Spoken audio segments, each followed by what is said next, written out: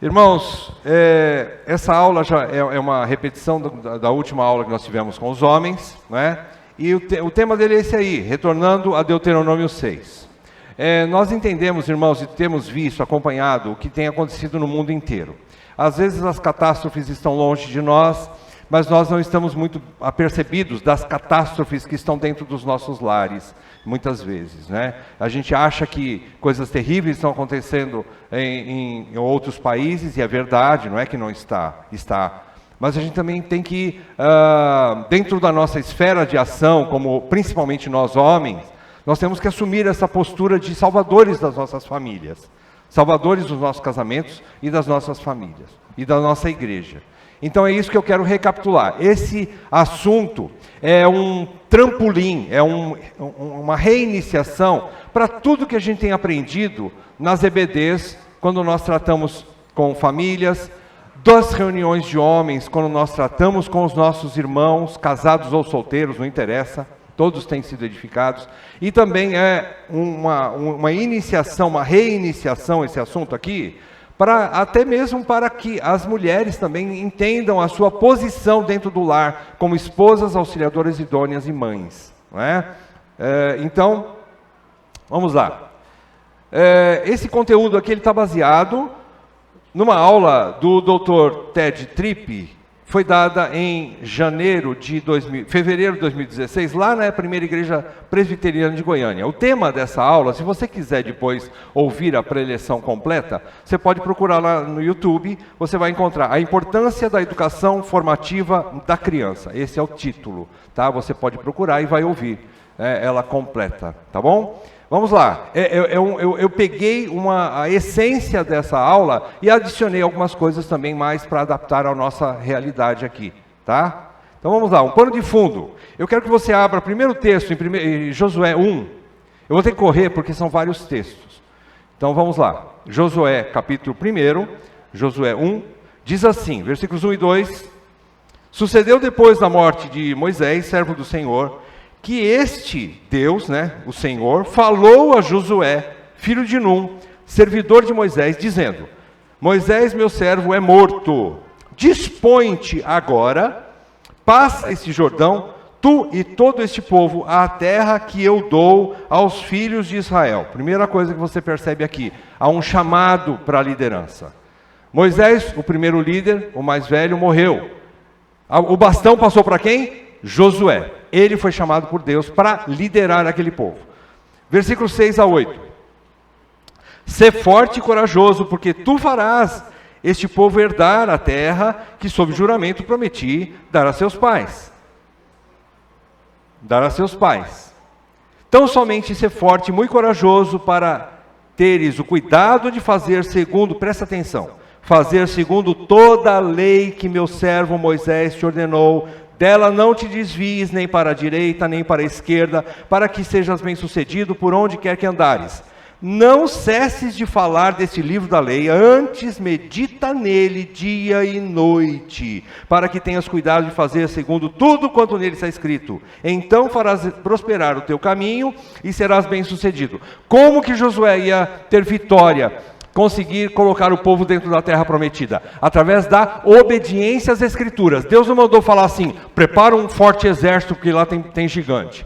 Prepara armas, prepara ferramentas para cultivar a terra, porque a terra lá é boa, vocês vão ter que plantar. Deus não pediu isso.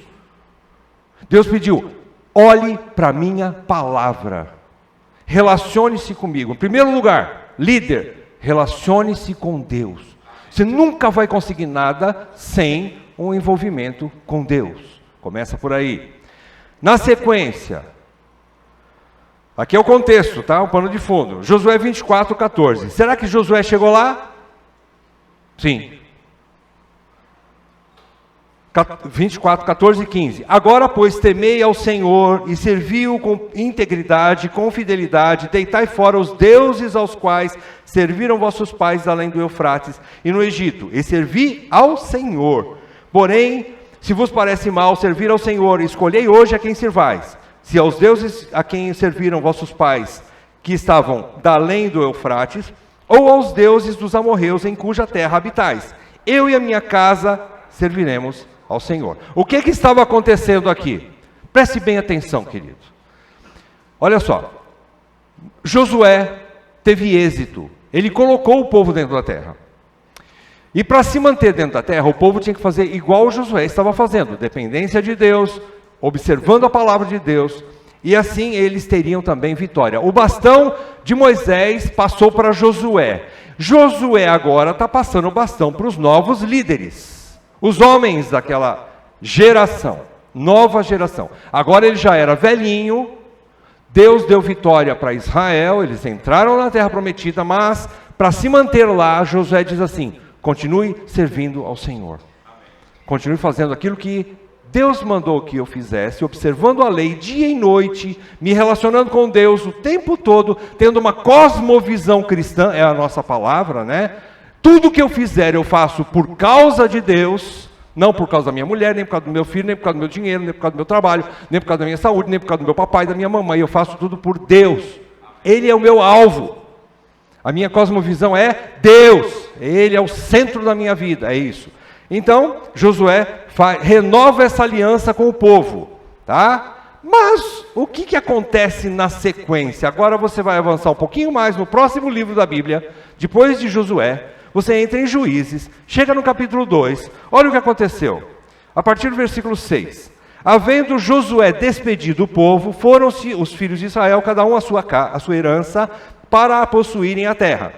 Serviu o povo ao Senhor todos os dias de Josué, e todos os dias os anciãos que ainda sobreviveram por muito tempo depois de Josué, e que viram todas as grandes obras feitas pelo Senhor a Israel.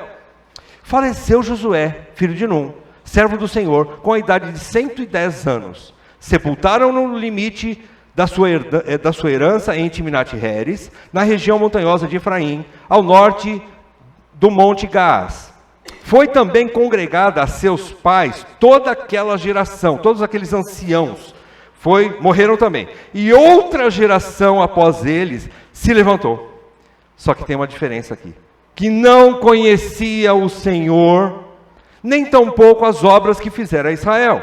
Então fizeram os filhos de Israel o que era mal perante o Senhor, pois serviram aos Baalins, deixaram o Senhor, Deus de seus pais, que os tirara da terra do Egito, e foram após outros deuses, dentre os deuses das gentes que havia ao redor deles.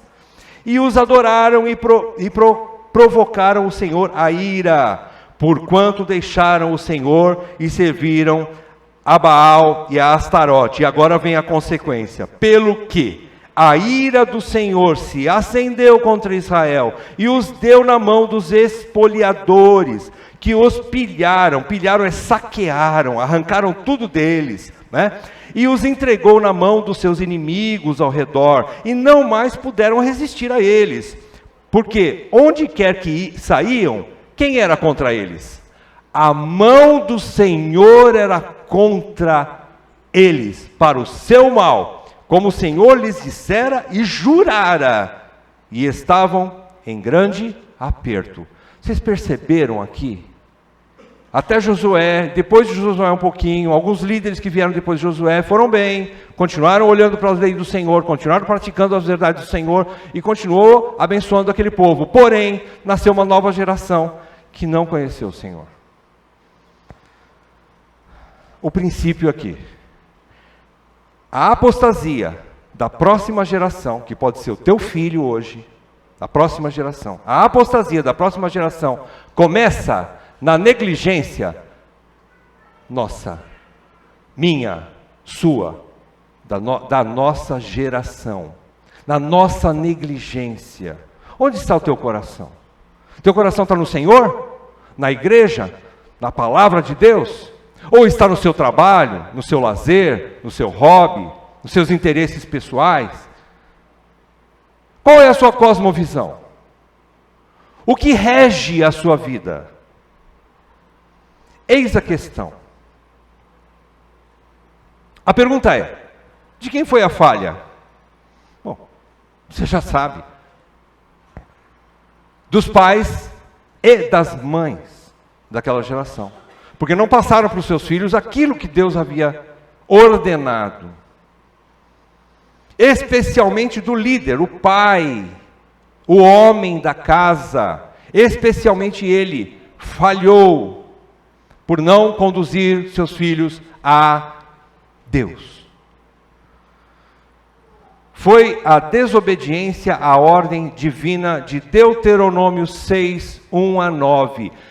Quando Josué recebeu aquela ordem de Deus, ele já tinha a instrução de como fazer as coisas. Deus, lá em primeiro capítulo de Josué, capítulo 1, todo aquele texto que nós lemos, nós vimos que Deus reafirma o que ele tinha que fazer. Porém, ele já tinha instrução de Moisés, lá em Deuteronômio, quando Moisés já era velho. Ele recapitula todas as ordens de Deus. E chega no capítulo 6, ele dá uma ordem central para a família. O alicerce da família. Da casa onde Deus reina, onde os crentes vivem. Deuteronômio 6, de 1 a 9, você vai abrir aí na sua Bíblia. Nós vamos meditar nesse texto rapidamente. 6, de 1 a 9, de Deuteronômio. Abriram? Então espera que eu ainda não abri.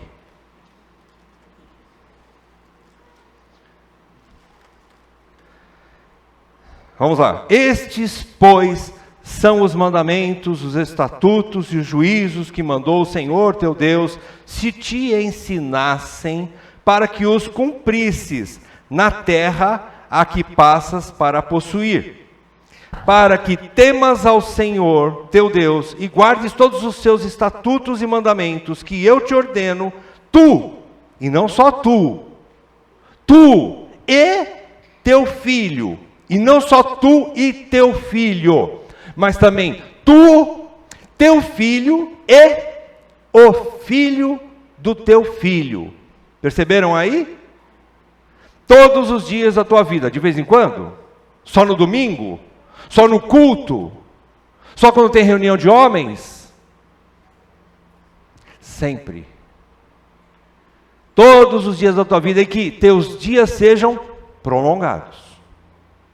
Ouve, pois, ó Israel, e atenta em os cumprires, para que bem te suceda e muito te multipliques na terra que mana leite e mel, como te disse o Senhor Deus de teus pais. Ouve, Israel, olha a repetição. Ouve, Israel, o Senhor nosso Deus é o único Senhor. Amarás, pois, o Senhor teu Deus de todo o teu coração, de toda a tua alma e de toda a tua força. Essas palavras que hoje te ordeno estarão no teu coração. Tu as inculcarás a teus filhos, e delas falarás, assentado em tua casa, e andando pelo caminho, e ao deitar-te, e ao levantar-te. Também as atarás como sinal na tua mão, e te serão por frontal entre os olhos. E as escreverás nos umbrais da tua casa, e nas tuas portas. Até aqui.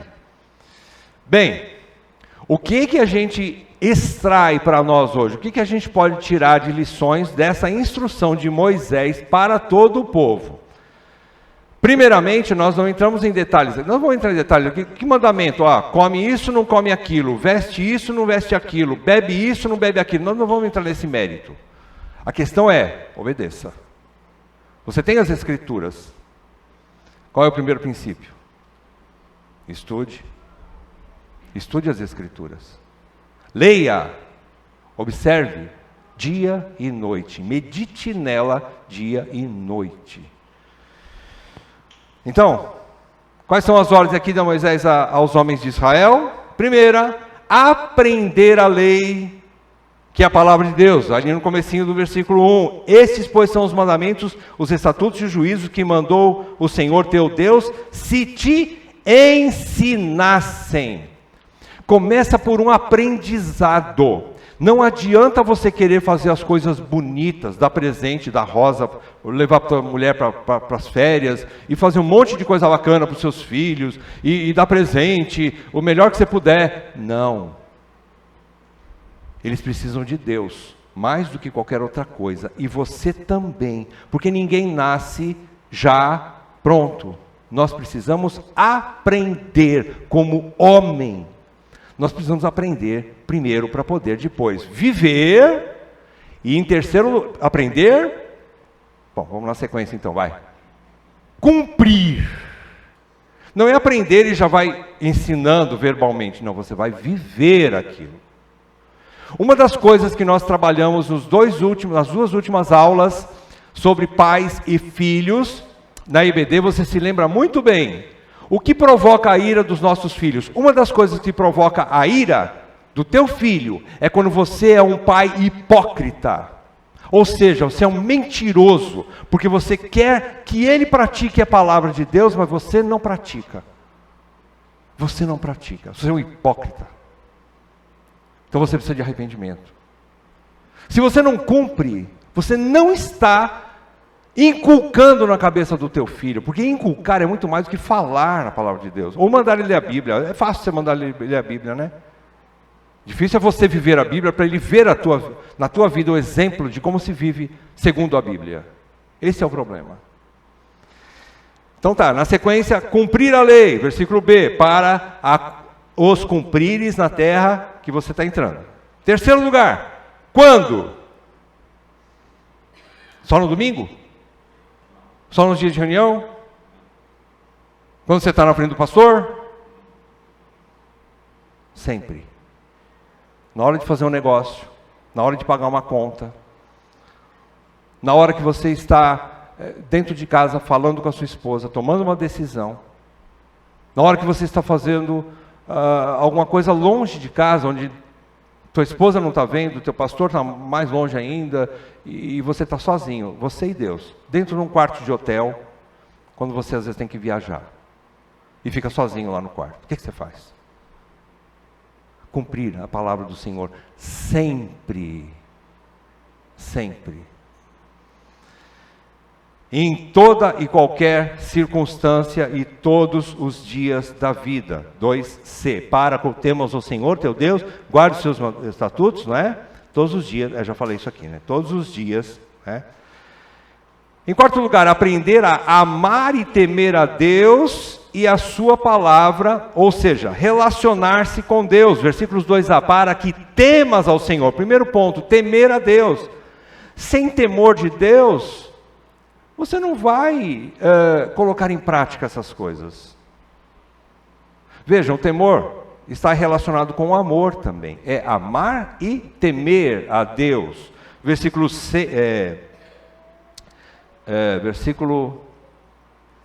4 a 6. Ouve Israel, o Senhor nosso Deus é o único Senhor. Amarás, pois, o Senhor teu Deus de todo o teu coração, de toda a tua alma, de toda a tua força. Jesus repete isso aqui lá nos evangelhos. Qual é o primeiro mandamento? Qual é o maior mandamento?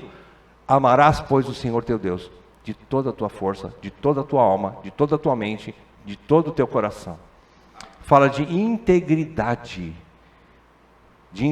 do seu ser. Amarás, pois, estas palavras que hoje te ordeno estarão no teu coração. Você quer provar que você ama a Deus? Como é que você prova que você ama a Deus?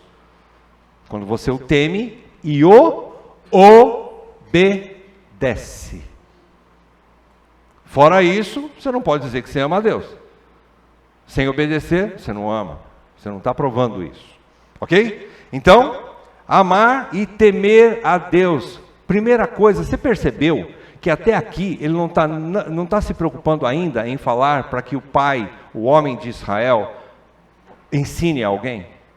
Mas ele tem que ser transformado de dentro para fora.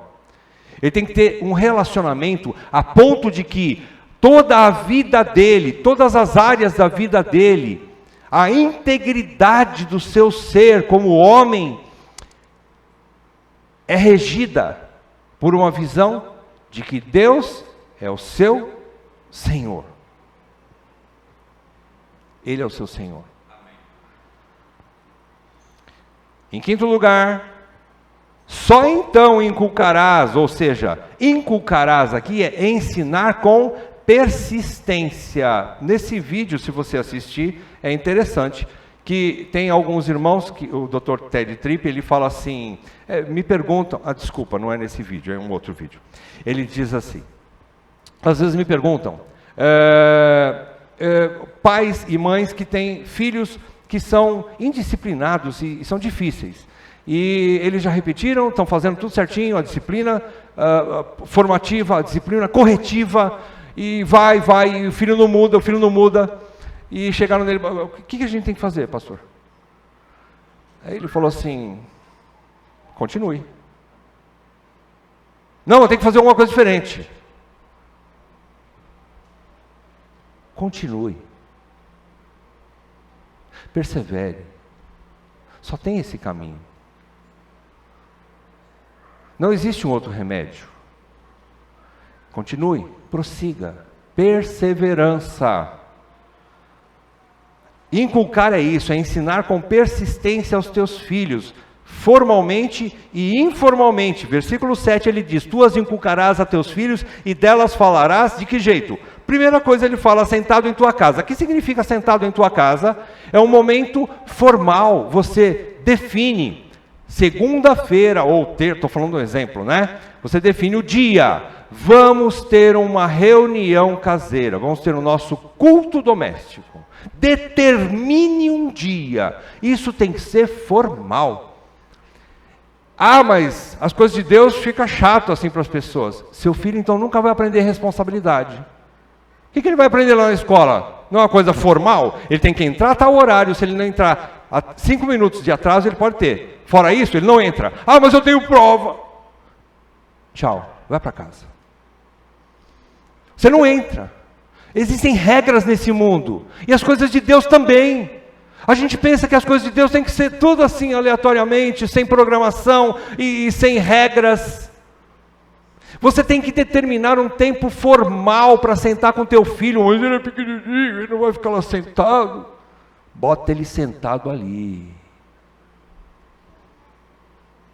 Ah, vou dar um brinquedinho para distrair enquanto eu leio a Bíblia. Não!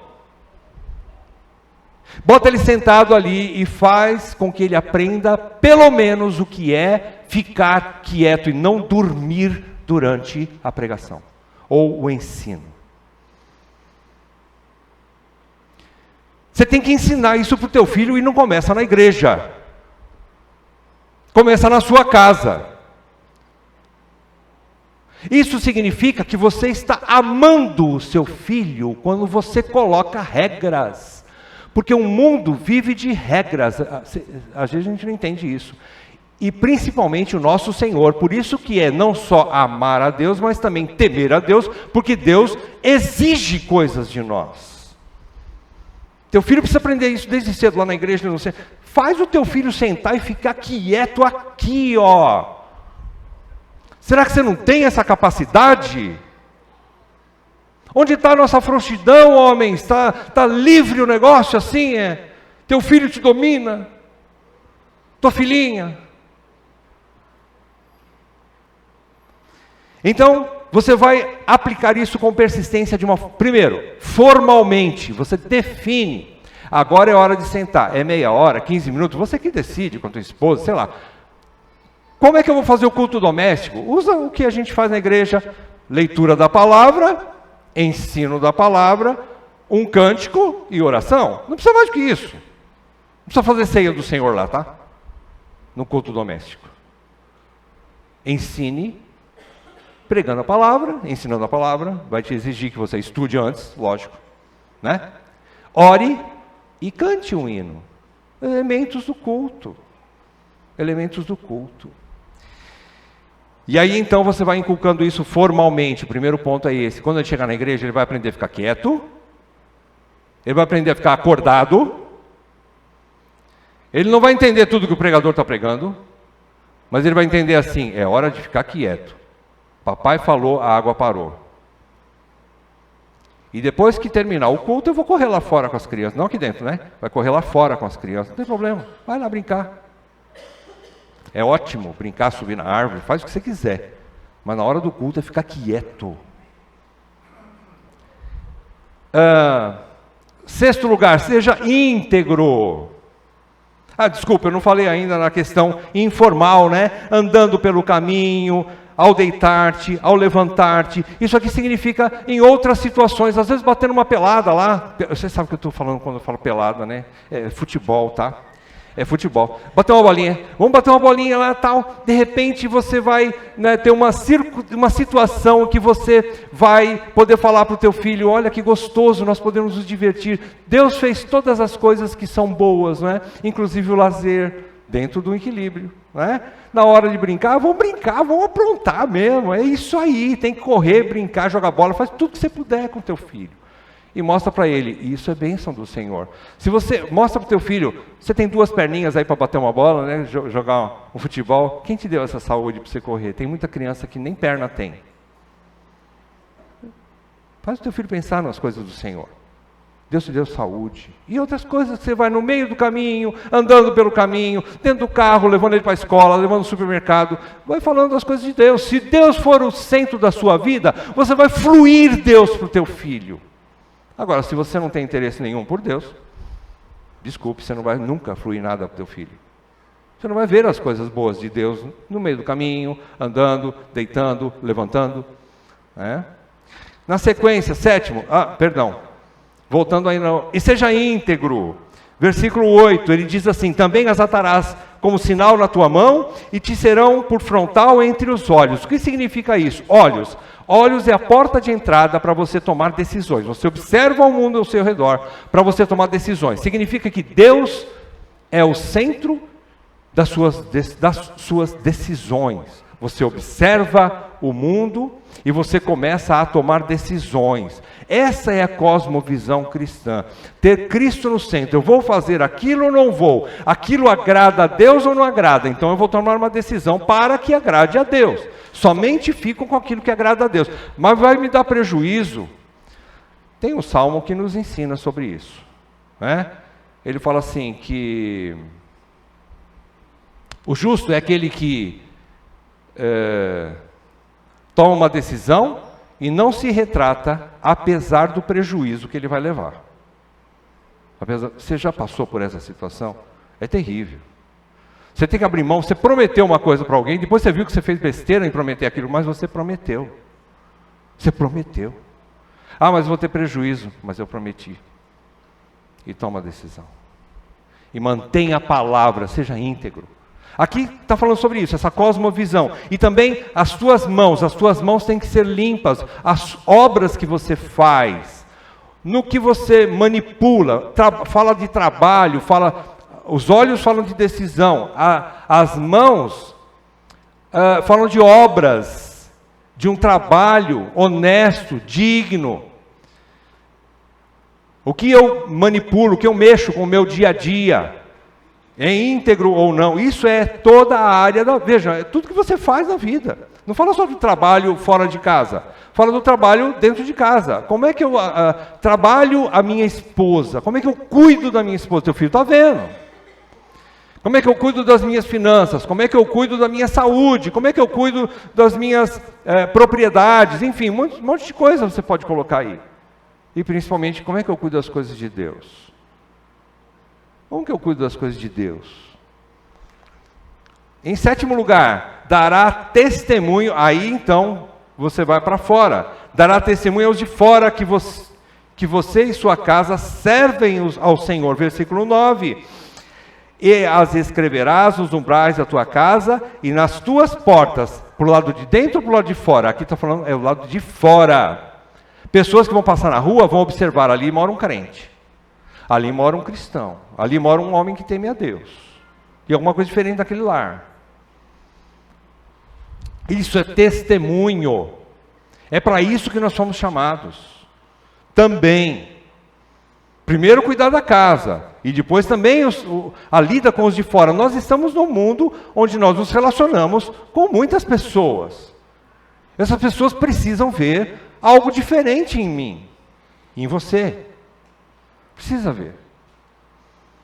Quais as conclusões que a gente tira? Primeira, a ordem para o homem da casa é, em primeiro lugar, relacionar-se intimamente com Deus. Recapitulando, estou que nem Moisés, né? Recapitulando, Deuteronômio. Falar de novo, né? Relacionar-se com Deus. Como está a sua vida devocional? Você tem tempo para Deus? Você estuda a Bíblia para você? Você ora, tem uma vida de oração? Você coloca o Senhor o reino do Senhor em primeiro lugar no seu coração, na hora das decisões, na hora que você faz as coisas, você está se relacionando com Deus?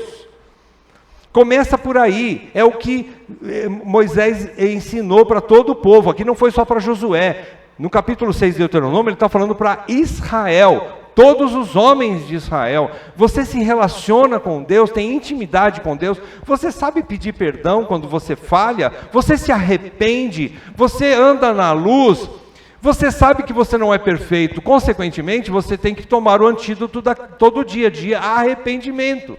Você precisa viver uma vida consciente de que você depende de Deus o tempo todo. Você respira a Deus, você tem que se alimentar de Deus. Você tem que conviver com Deus. Ele está perto, perto está o Senhor, o tempo todo. Ele é um socorro bem presente na angústia, mas também Ele é o juiz.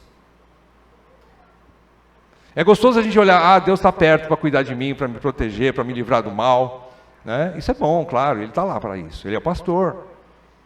Mas o pastor também tem a vara e o cajado, que ele disciplina, que ele corrige, para que a gente não saia da linha. Meu relacionamento com Deus, em primeiro lugar. Segundo lugar, buscar transformação de coração e mente.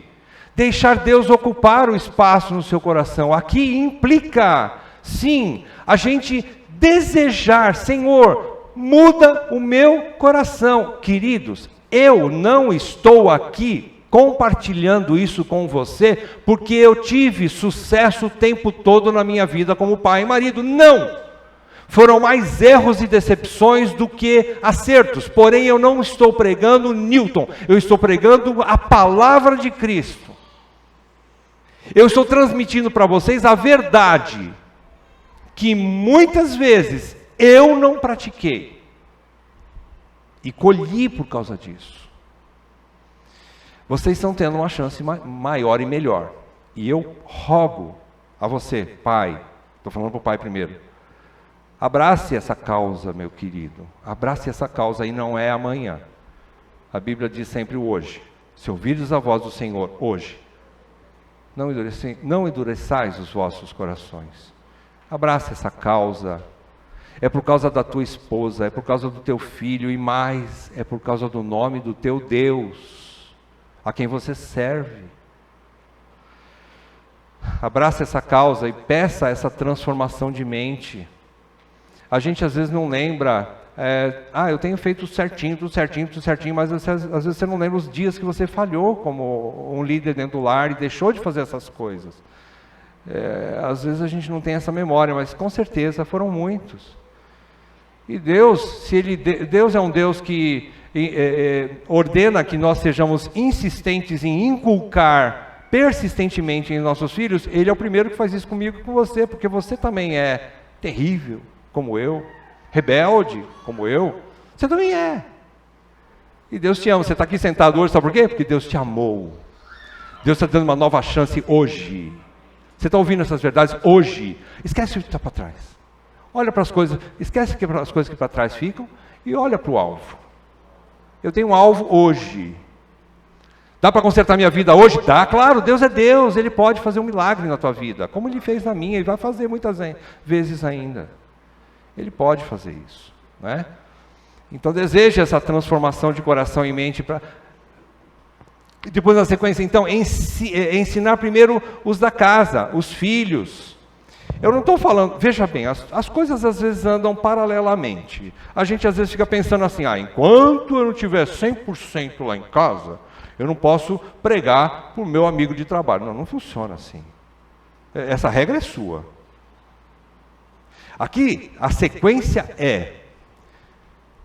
o alvo principal é a tua família, você não tem responsabilidade com os de fora. A prioridade sua é a família, porém, se alguém te procurar, você vai ajudar a pessoa, os de fora. Você vai pregar para os de fora. Mas eu não estou 100% ainda. Nem espere ficar, porque talvez nunca você vai ficar, para poder pregar para os outros. Talvez nunca você vai ficar 100%. Eu já estou desesperançoso dessa perfeição aqui nesse mundo. Já compreendi a coisa. Se eu não pedisse graça e coragem para Deus para pregar para vocês, ainda que na minha imperfeição, eu não estaria aqui na frente compartilhando essas coisas com vocês, nunca. Eu não abraçaria o ministério que Deus me chamou para fazer. Então, você tem um ministério, ensine primeiro os da casa, como prioridade, mas também dê testemunho aos de fora. Isso traz mais responsabilidade ainda sobre nós, não é mesmo? Você cuida de um pequeno rebanho, mas agora você também é chamado para ser testemunha de Cristo, além de Jerusalém. Como é que você começa a pregação do Evangelho? Jesus deixou bem claro. Começa em Jerusalém. Depois de Jerusalém, por toda a Judéia, os vizinhos, os amigos.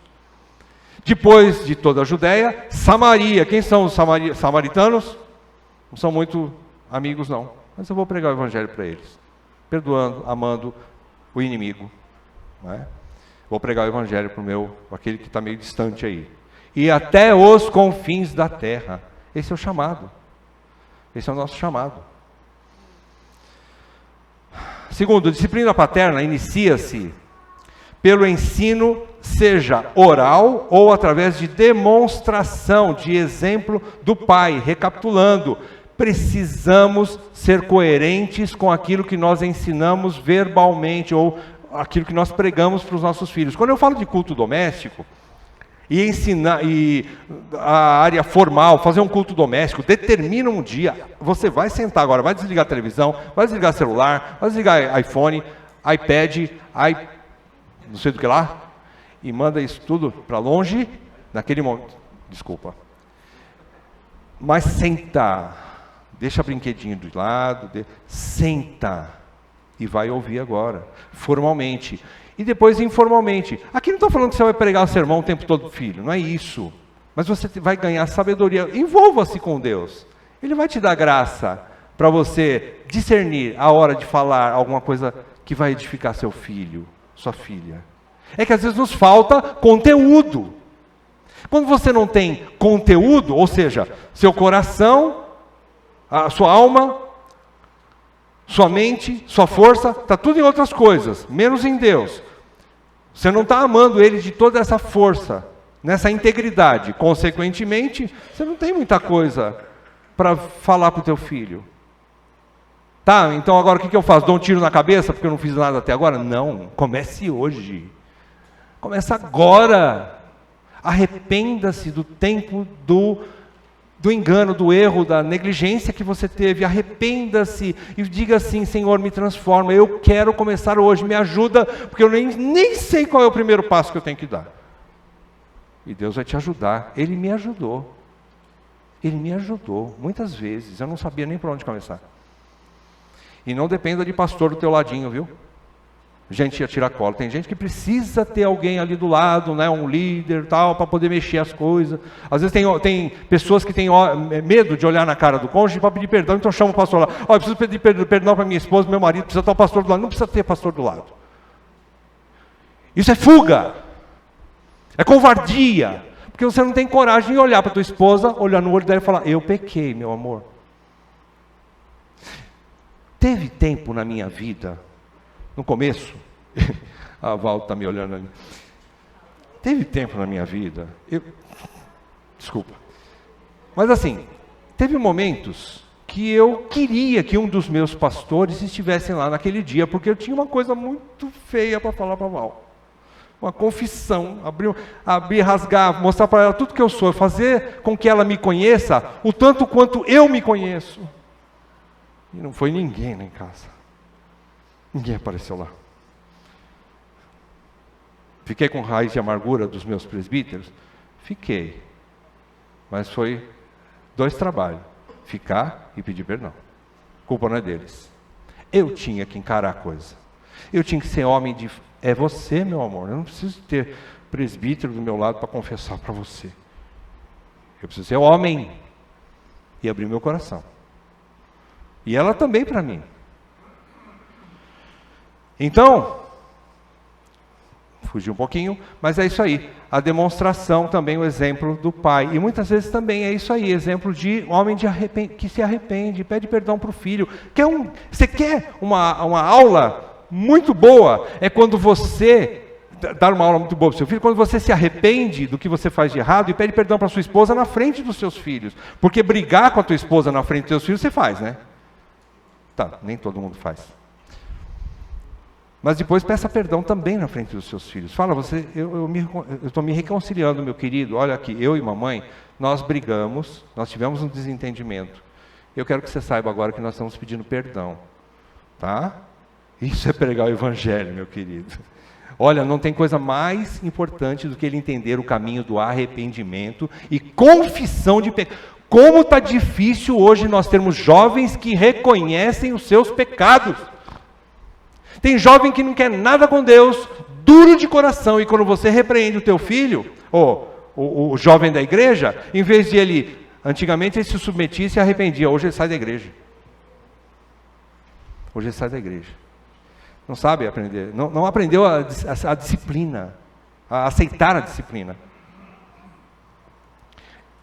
Ou seja, o pai precisa mostrar que Deus é o centro de sua vida e também é o centro de toda a família. E quando você se comporta assim, você vai ensinar seu filho desse jeito. Né? Quando coloca Deus em primeiro lugar. Terceiro, ouve Israel, é uma ordem ao homem do lar, que implica em interesse. O que é interesse? É você querer, é o que você está fazendo hoje aqui. Hoje você teve interesse de vir à reunião. Você está presente aqui. Mas não é só essa reunião. Existem outras reuniões, e não são só as reuniões da igreja. É você pegar a Bíblia e ler em casa. Você consegue meditar dia e noite com o teu pastorzinho do lado? Não vai. Mas é a ordem para você. Meditar dia e noite na palavra de Deus. Interesse. O que significa interesse? É fácil você ver quando você está com fome, né? Você sente fome de vez em quando? Eu duvido alguém aqui falar que não tem fome. Principalmente crente, diz que crente come muito. E fica bravo quando não sai na hora. Então fome é a mesma coisa, é interesse. Quando você tem fome, você se vira. Se tiver só mandioca na tua geladeira, manda mandioca. Miojo, manda, não interessa. Esse é interesse, é comer. E determinação eu tenho uma reunião importante quinta-feira. Quinta-feira eu não marco compromisso com ninguém, eu vou nessa reunião. É determinar, você tem que determinar. Não, veja bem, Deus te deu autoridade como homem para você fazer a sua agenda. A agenda é sua, não é do seu patrão, não é do seu pastor, não é da sua mulher, nem do seu vizinho, nem do seu pai, é sua. Existem situações impossíveis, difíceis? Claro, eu sei. Principalmente quem é militar e outras coisas mais. Quem viaja também tem um pouco de dificuldade. Mas não faça disso uma regra.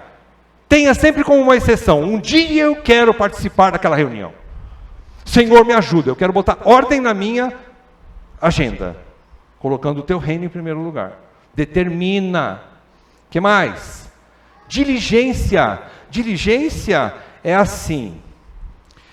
Esses, pois, são os mandamentos, os estatutos e os juízos que o Senhor teu Deus te mandou. Beleza, já li a Bíblia. Isso não é diligência.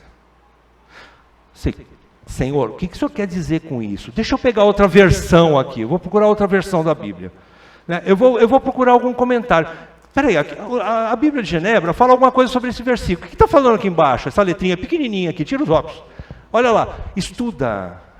Entra para dentro da palavra de Deus. Isso é diligência. Nós todos precisamos aprender o que significa a interpretação de texto. Para quem que Deus está falando? Qual é o público-alvo do autor? Quem escreveu? Qual é a mensagem principal desse versículo, desse texto? É aprender a fazer essa interpretação. Né? Diligência. E constância, não é uma vez ou outra. Peça para Deus, eu ainda não consigo ter essa constância, Senhor. Todos nós temos dificuldade, mas não deixe a coisa correr solta. Peça a determinação para Deus, né? Para que você continue, constância, perdão, né? Para você continuarem a aprender e assumir essa liderança. Eu tenho uma palavrinha aqui para as esposas e mães, vocês não vão ficar de fora. Vai, como auxiliador idôneo, você também está lá, né? Primeiro, Deem espaço para o seu marido liderar o seu lar. Lembre-se de que o Senhor a fez auxiliadora idônea. É verdade, você é auxiliadora idônea do seu marido. Mas também é um vaso mais frágil para ser cuidada e liderada, sendo exemplo de submissão aos filhos. O homem é o exemplo de autoridade dentro de casa. A mulher é o exemplo de submissão dentro de casa. Você, mãe e esposa, precisa aprender a se submeter. Nós estamos andando totalmente contra as novas regras deste mundo, principalmente o feminismo. Nós não somos desse mundo, as nossas regras são além desse mundo. Então aprenda a submeter o seu marido. Não vou poder entrar em detalhes, vamos correr. O erro da negligência masculina não justifica outro erro do exercício da liderança feminina no lar. O que eu quero dizer com isso? Seja sábia. Conversa com teu esposo. Bem, é com você a coisa. Olha, eu estou preocupado com meus filhos. Vamos começar? Eu te ajudo, mas é você que tem que tomar a frente. Você que é o homem da casa. Eles precisam ver você falando de Deus. Eles precisam ver você vivendo em submissão a Deus. Não transfira para a esposa. Esposa, não tome o lugar do seu marido. Deixa. Se for necessário deixar a casa cair, deixa. Se ele precisar levar um grande tombo para aprender, deixa. Não assuma um espaço que não é seu. Aqui nós não estamos mais no tempo de Débora, que foi uma exceção. Porque uma covardia de um homem, por causa da covardia de um homem, ela teve que assumir a liderança do povo. Aqui não. Não tem mais esse espaço. Essa exceção. Terceiro e último. Sejam maduras e sábias o suficiente para levar seu marido, seu homem, a Cristo, através de sua... O que diz lá em 1 Pedro, capítulo 3, né? Através de sua intimidade com Deus, seu relacionamento com Deus, mulher. De intercessão por ele. Às vezes você gosta de reclamar dele. Você já pensou em orar por ele? É uma sugestão para você, tá? Não, é uma ordem. Ore pelo seu marido. Ore pelo seu esposo. De bons conselhos, mostre o caminho para ele. Bons conselhos não é só, compra aquela casa, não compra aquela casa. Gasto esse dinheiro, não gasto esse dinheiro. Isso é bom, é lógico, faz parte. É auxiliadora idônea. Agora, quando chega no fim de semana, eu já estou cansado. Não sei se eu vou no culto. Não. Vamos sim, meu amor. Nós precisamos da palavra de Deus. Vamos. Nós precisamos. Conselhos voltados para Cristo. Mostre, ajuda o seu esposo a ir para Cristo. Não é para fazer os seus gostinhos. Às vezes você é sábia, né? Entre aspas, aí não é sabedoria, né? Você empurra teu marido para fazer os teus gostinhos. Não é isso. Você tem que empurrar teu marido para Cristo, para Deus, para que ele seja responsável com as coisas de Deus. Bons conselhos e de exortações firmes, porém respeitosas. Você não precisa arrancar a barba dele. Nós vamos entrar no capítulo daqui a pouco. No livro de Neemias, eu acho muito interessante, porque tem um momento que Neemias ficou tão bravo com aqueles judeus, que ele arrancou as barbas dos líderes, né? No dia que eu for pregar, eu vou tirar minha barba, antes de vir pregar, para não dar problema. Mas, não é assim que a esposa vai arrancando a barba do marido, não é isso. Mas pode ser firme com ele. Peraí, você tem toda essa força para trabalhar. Se marcarem um futebol, você está na hora certinha lá. Você não se atrasa para o futebol. Por que você se atrasa para o culto? Por que você não fica pronto um dia antes? Por que você não determina as coisas para o culto, para a igreja, para as coisas de Deus? Fazer um culto doméstico. Por quê? Fale firme com ele, meu irmão. O poder, você, mulher, não sabe o poder que está nas suas mãos. A Bíblia, em Provérbios, diz que ela tem o poder de edificar a casa, como também pode destruir a casa. Então tome cuidado, mulher, com o poder que está nas suas mãos. Seja sábia e madura. Não seja um bibelô. O que é um bibelô? Você sabe o que é um bibelô? Bibelô é um enfeitezinho que você põe lá, a coisa mais linda. Ele está lá, está assim, ó. Mas você não pode nem passar perto, porque ele cai, ele quebra. Você não é isso. Você é uma mulher de Deus. Você é uma guerreira do Senhor Jesus Cristo para edificar a sua casa, junto com seu marido. Pare eu não vou mais. Gente, vocês mulheres têm que ser fortes. Deus as fez fortes em algumas áreas, que o seu marido não é, porque ele tem fraquezas, e você é forte naquelas áreas. Isso significa complementaridade. Falei certa palavra? Um complementa o outro. É assim que Deus fez. As áreas que você é frágil, o teu marido é forte. Mas ele tem áreas frágeis, e onde você é forte. E você vai completar ele, e ajudar essa edificação da casa. Para que não aconteça o que aconteceu com a próxima geração, depois de Josué. Pensa neles. Muito bem, para encerrar, eu gostaria que você guardasse isso no seu coração, porque às vezes parece que tudo isso que nós estamos ensinando, o objetivo é fazer as nossas famílias fortes. Tá, esse é um objetivo secundário. Qual é o objetivo primário? Nós todos fomos criados para a glória de Deus. Eu queria que os homens lessem comigo. Você pode? Fique de pé. Vamos ler juntos. Vamos lá? Nós todos fomos criados para a glória de Deus. Nós existimos para adorar a Deus. As funções e missões que Deus nos dá neste mundo, pai, mãe, filho, servo, patrão, diácono, presbítero, etc. Todas essas tarefas servem para nos lapidar, para nos moldar, para nos fazer verdadeiros adoradores.